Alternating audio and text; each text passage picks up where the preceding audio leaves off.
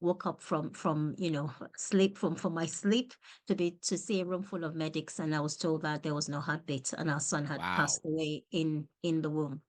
It was a big shock because that was something we never even saw coming. Yeah. Nothing could have prepared us for something like that. And it was really tough. It was really hard. And I had to navigate all of that. As a couple, we had to navigate all of that Hmm. by ourselves. I mean, there was a bit of support here and there, but they didn't really address, all the questions that I had. So somewhere from a cultural and traditional perspective. Also, there was also a lot of questions from a faith perspective. Being a Christian, I didn't understand how, bad things like this could happen.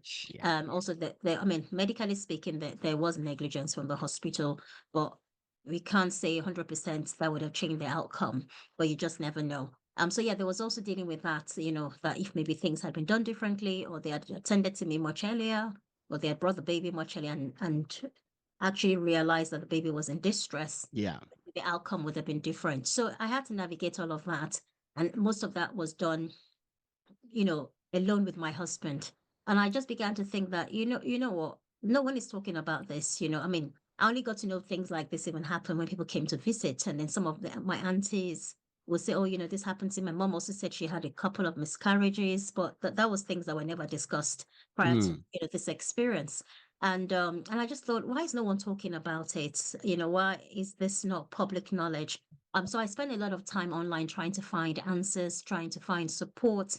And it was kind of interesting that most times I will come off reading all the stories even more discouraged than when I actually went looking for the stories and looking for hope.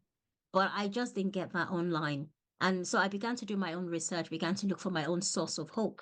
And that led me. And I think when I came through that process of grieving, of healing, I just felt, you know what, there's something that I have discovered that I know other women would benefit from. And Yes. and I made that brave choice to actually share my story. I'm a very secretive person. And I have changed over the years, so I'm totally different from the people know me as. Yeah. Personally, I'm a very private person, but I've had to share my story, Yes. open up my journey so that no woman walks this journey alone. And that's kind of what led me into supporting other women on this journey. And I feel that it's so important that these conversations are had.